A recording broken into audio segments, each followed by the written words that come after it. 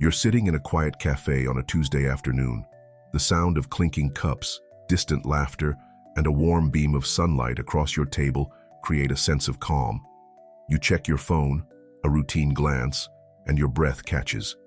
A message from your employer. The subject reads, "Restructuring." Your heart skips. You open it. 2 lines. Your position is being eliminated. Effective immediately. The world doesn't explode, but it shifts, subtly, unforgivingly.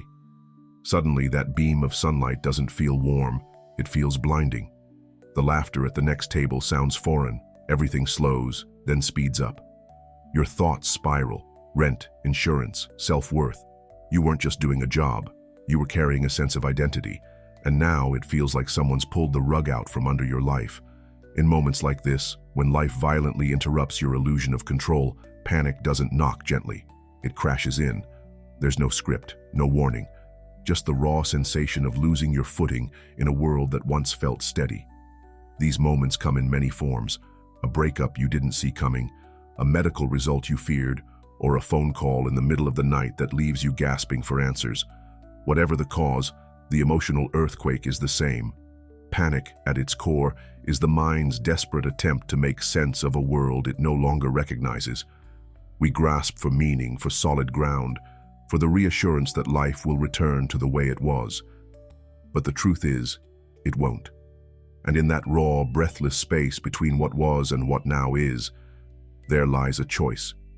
Not a comfortable one, but a vital one. Marcus Aurelius, facing plague, war, and betrayal, wrote these words in his private journal.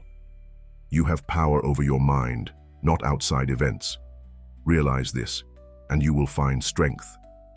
He didn't write them from a place of calm, but from the chaos of an empire shaking beneath his feet. His world was no less uncertain than ours. The difference is, he trained himself not to react blindly, but to respond with clarity. Clarity doesn't mean you instantly know what to do. It doesn't mean you're calm, collected, and full of answers. Clarity is the pause before the storm fully takes you. It's the fragile moment when you step back, not because you feel brave, but because you've run out of options, and you realize the only thing left to control is how you see. When everything collapses around you, your first instinct is usually action. Fix it, escape it, deny it. But Stoicism invites a radical first step. Stop, observe, breathe through the discomfort. Seneca once wrote, "We suffer more often in imagination than in reality." And in that suspended moment when fear roars the loudest, we can begin to see, not with perfect vision, but with honest eyes. Panic tells us the worst is happening.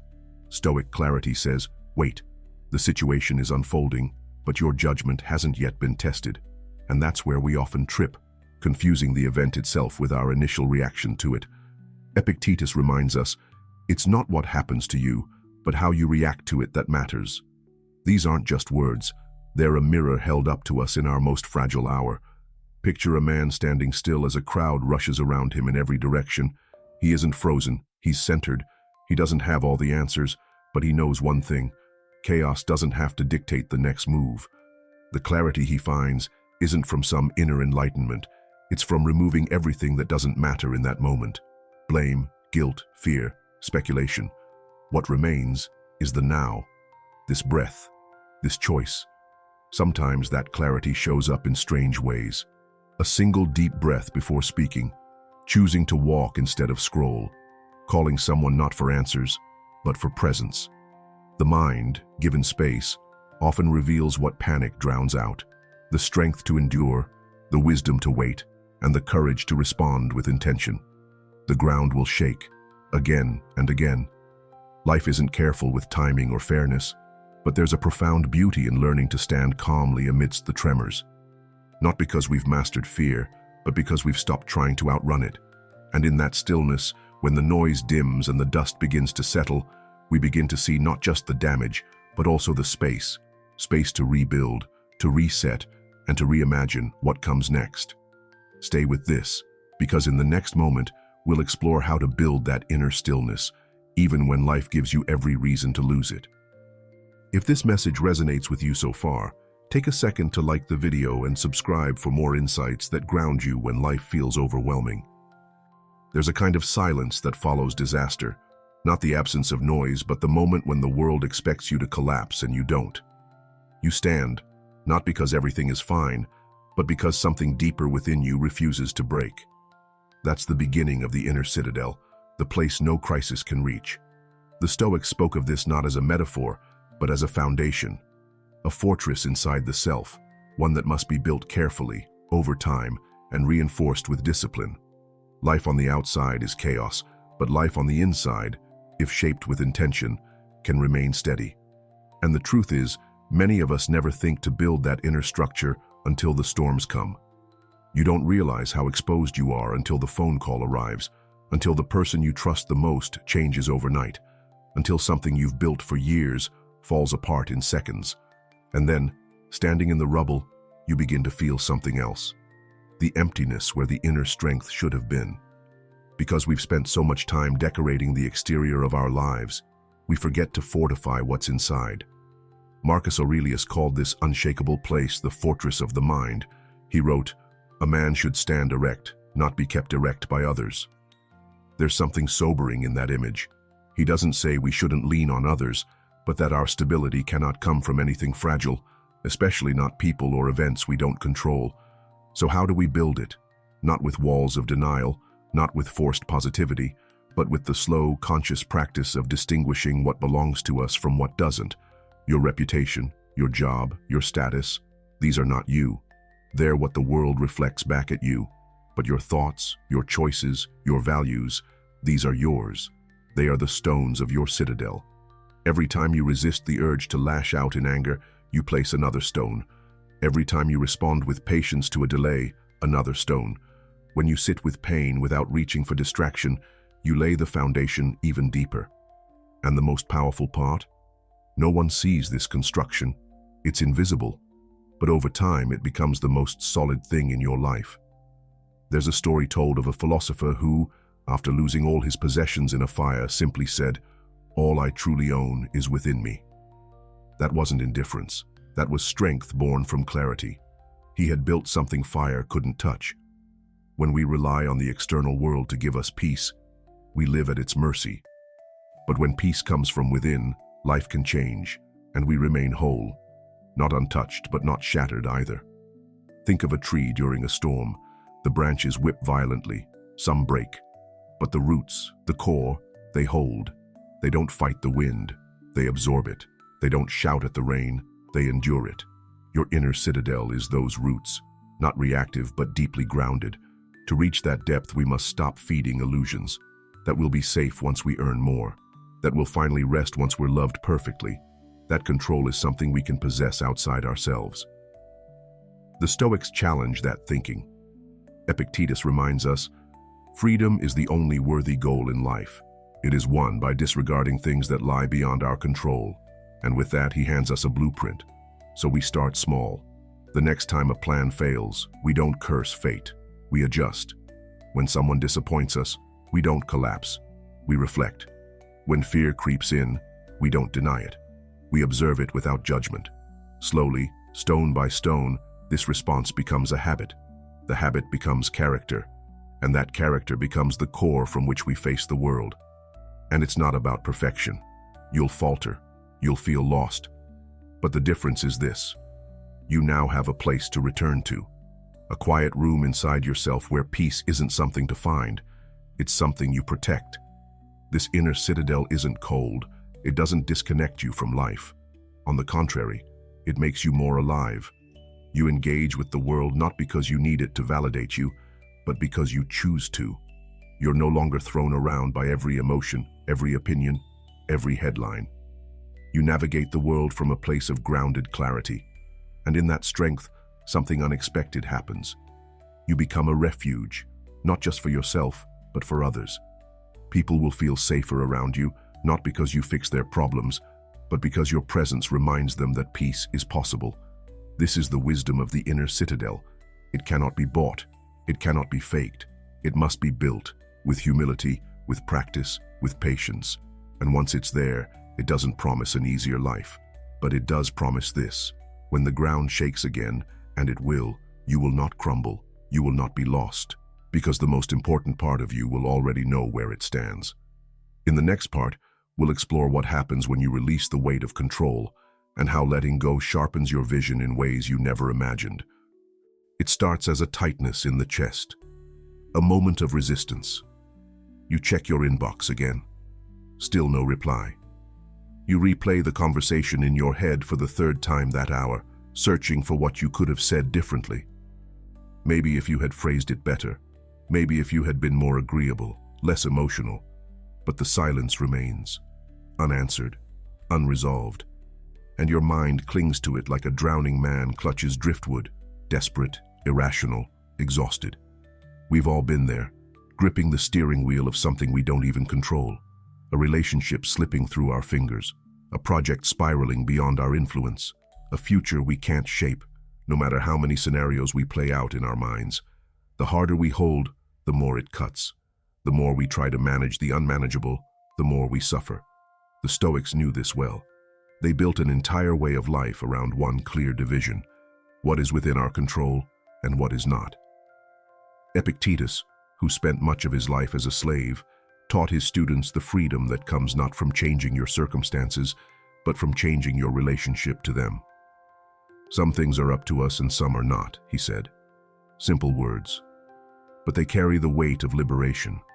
Detachment is not indifference, it's not apathy, it's not giving up. It's stepping back just enough to see things as they are, not as we fear or wish them to be. It's the decision to stop feeding the illusion that your suffering is productive, that worrying somehow equals caring, that rumination equals responsibility. Let's take a moment to consider the archer analogy, one that Stoics often used. You pull the string, you aim, you practice. That is in your control. But once the arrow leaves your fingers, its flight is no longer yours. Wind, movement, chance, these belong to the world, not to you. Your job was to aim with intention. The outcome, that's not yours to own. Now imagine applying that mindset to your own life. You give your best in a relationship, but you don't control how the other person responds. You prepare for a job interview with dedication, but you don't command the decision. You take care of your health, but outcomes remain uncertain.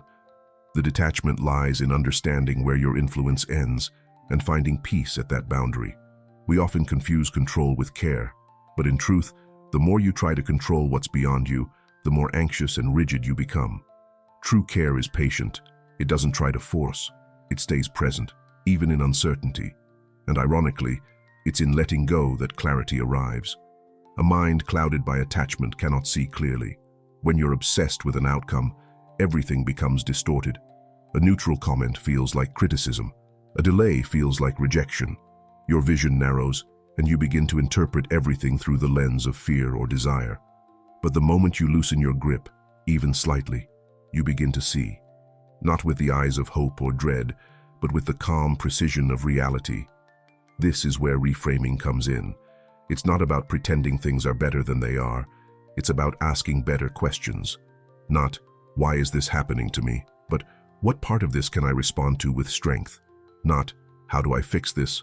But, how do I show up fully, even if nothing changes? The shift is subtle, but powerful. Seneca, reflecting on loss and misfortune, wrote, "He is most powerful who has power over himself." What does that look like in practice? It's the friend who receives bad news, but doesn't unravel. It's the parent who doesn't panic when a plan changes. It's the leader who remains steady when uncertainty rattles everyone else. They still feel, they still care, but their peace doesn't vanish with every gust of wind. There's a quiet kind of strength in someone who doesn't need the world to cooperate for them to stay grounded.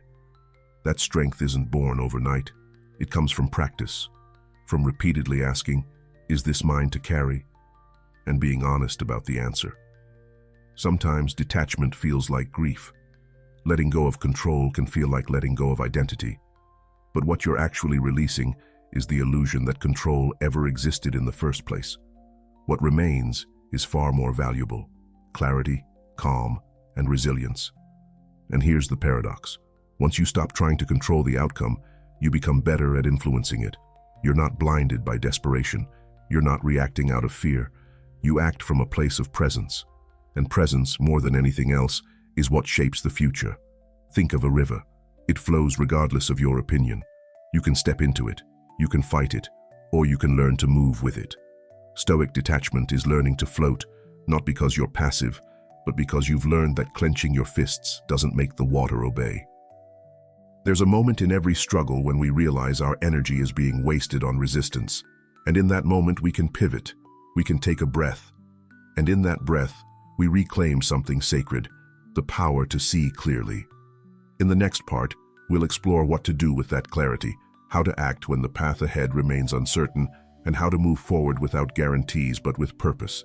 You sit at the edge of your bed, staring at the ceiling in the early morning light. Your mind's been circling the same decision for days now. Do you stay or do you go? Do you speak up or stay silent? Do you risk the leap or cling to what's familiar? Nothing feels clear. Every option branches into another uncertainty. You're tired, not just from the weight of the choice itself, but from the fear of choosing wrong. We've all stood at those crossroads, moments where clarity doesn't come, even after hours of thinking. You seek advice, you list pros and cons, you overanalyze until every outcome feels like a gamble, and the more you search for certainty out there, the more paralyzed you become. Because the truth is, life doesn't offer certainty. It never did. What it offers instead is the chance to respond with integrity, even in the fog. This is where the Stoic compass becomes vital. When the outside world offers no clear signal, the inside world must speak louder. That inner compass, built through values, discipline, and deep self-awareness, guides not toward guarantees, but toward alignment. It doesn't ask, what will happen if I choose this? It asks, who am I choosing to be, regardless of what happens? Marcus Aurelius faced decisions that would determine the fate of empires, and yet, his writings don't show obsession with outcomes. They show a relentless focus on principles. He wrote, "If it is not right, do not do it. If it is not true, do not say it." No speculation, just a return to the compass. But what if the decision isn't between right and wrong? What if it's between two unknowns, two equally possible futures? That's when the compass turns inward, when the Stoic path asks, which choice expands me even if it scares me? Which one honors what I value, not just what I fear? Let's consider a story. A man receives a job offer in a distant city. Higher pay, new beginnings, but far from everything familiar. He's torn. Family is here. Comfort is here. But he feels stagnant, unchallenged. He asks a mentor for advice. The mentor doesn't tell him what to do. He simply asks, which version of yourself will you have to abandon if you don't go? That's the question that leads him forward, not because it guarantees success, but because it reveals something honest. Making decisions without certainty doesn't mean acting recklessly. It means acting with attention, with presence, with the understanding that regret doesn't come from failure. It comes from avoidance, from knowing you betrayed your deeper sense of what felt right in that moment. Seneca reminds us, it is not because things are difficult that we do not dare. It is because we do not dare that they are difficult. Daring, in this context, means trusting your own compass even when others disagree, even when the future is murky.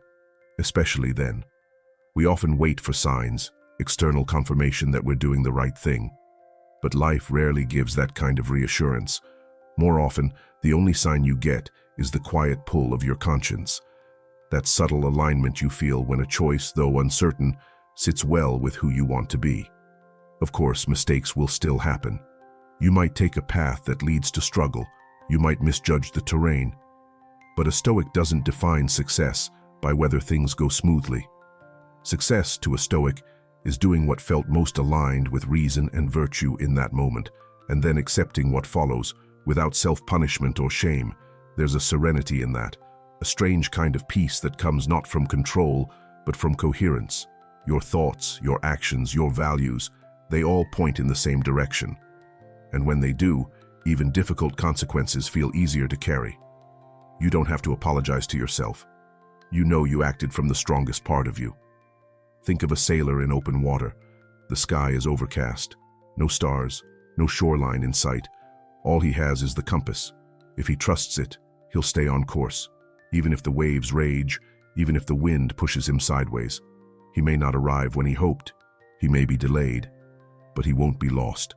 This is the role of the inner compass in uncertain times. It grounds you. It doesn't offer perfect vision, but it offers direction. It frees you from the endless loops of what if and brings you back to what now. It reminds you that action doesn't require certainty, only presence, honesty, and the courage to live without needing every outcome to go your way. So the next time you feel stuck, waiting for clarity to arrive like a lightning bolt, pause. Ask yourself, what would the best version of me do, even if it might fail? What choice would I respect 5 years from now, not for its result, but for its intention? Because when the world offers no guarantees, your compass becomes everything, and following it won't always make things easier, but it will make you stronger. It will make you whole. In the final part, we'll discover why this quiet strength, the clarity to act in chaos, the courage to choose without control, becomes not just a coping tool, but the very foundation of peace itself. There comes a moment, often after the storm has passed, when you realize something unexpected. You're still here, maybe bruised, maybe changed, but not broken, not lost. And as you sit in the stillness, something unfamiliar rises, not relief, not triumph, but a quiet kind of power, the absence of panic, the calm that doesn't come from things getting better, but from no longer needing them to. This is where the Stoic path leads, not to a life without chaos or pain, but to a deeper state of being where serenity is no longer fragile, where peace is not a product of what happens, but of how you meet what happens. This is the final shift, the one that changes everything. We've been taught in subtle ways that strength looks like control, tight fists, firm plans, unshakable certainty. But the Stoics offered a different image, a strength that doesn't harden, but softens, not passive, not weak, but rooted, like a mountain that endures storms without trying to stop them, or a flame that flickers, yet never goes out. Serenity, in the Stoic sense, is the byproduct of alignment. When your values, your thoughts, and your actions are no longer at war, when you stop resisting what you cannot change and start focusing all your energy on how you meet it, that's when peace arrives, not as a gift, but as a discipline. Marcus Aurelius, burdened with leadership in times of war and plague, still found time each morning to remind himself, "Today I shall meet with interference, ingratitude, insolence, disloyalty, ill will, and selfishness." He didn't hope to avoid conflict. He prepared to face it without losing himself. That's serenity as strength, not needing the world to be gentle in order to stay steady. There's a kind of freedom that comes when you stop chasing the illusion that everything must go your way. That freedom opens up space to listen instead of react, to observe without judgment, to act without fear. And in that space, you become less brittle, less dependent on the behavior of others or the perfection of your environment. You begin to trust yourself, not to win every battle, but to remain intact through every shift. This is the strength that terrifies chaos, not because it resists, but because it doesn't flinch. When someone speaks with anger and you remain centered, when the unexpected arrives and you breathe before responding, when fear rises and you don't obey it, that's serenity doing its quiet work beneath the surface. It's important to say, this state isn't permanent. It's not enlightenment. It doesn't mean you'll never feel lost again. Life will shake you. You'll be caught off guard. You'll doubt yourself.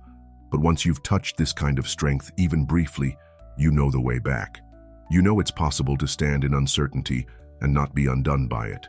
Serenity, real serenity, is earned through every small choice to stay present, every moment you decide not to be ruled by emotion, every time you resist the urge to escape and instead face what's in front of you with open eyes. It's built one breath at a time, one response at a time. There's a reason why so many people chase peace but never find it. They think it lies on the other side of achievement, approval, or control. But the Stoic understands something deeper. Peace is not a reward, it's a result. It's the echo of living in alignment, again and again, even when it's uncomfortable. Epictetus once said, "No man is free who is not master of himself." And mastery, in this sense, has nothing to do with dominance. It's about self-respect, about knowing that your worth isn't held in other people's hands, that your peace doesn't live in future outcomes. It's right here, in how you respond, moment by moment, to the life unfolding before you. There's a scene, quiet, unremarkable on the surface, that captures this shift. A woman sits at her kitchen table, bills unpaid, Messages unanswered, life uncertain. But she pours herself tea. She lights a candle. She sits. Not because everything is okay, but because she's no longer running. Her serenity isn't decoration, it's her armor. It's what allows her to face the day without fear of being destroyed by it. And that's the final shift, when serenity stops being something you pursue and becomes something you embody. When it's not the goal, but the ground. When your peace doesn't depend on the world being gentle, but on you being rooted. In a world that rewards reaction, this kind of calm is revolutionary. It changes the tone of your life. It makes space for clarity, for wisdom, for love that isn't needy. It invites others to do the same, not through force, but by example. Because serenity isn't loud, it doesn't demand attention, but it changes the atmosphere of every room it enters. So when the storms come, as they will, you won't be untouched, but you'll be unmoved where it matters most. Because the final shift is not that life gets easier, but that you grow stronger. Not in spite of the uncertainty, but because of how you've learned to meet it. And now, the real question rises gently in the silence. How will you carry this strength into your own life? How will you carry this strength into your own life? If this journey toward clarity, resilience, and inner peace spoke to something within you, take a moment to let it grow. Like this video if it brought you even a moment of calm. Subscribe to stay connected with more content that nourishes the mind and strengthens the soul. And if you feel gratitude, leave a comment below. Even a simple thank you can echo further than you think. Your presence here matters. Let's keep walking this path together.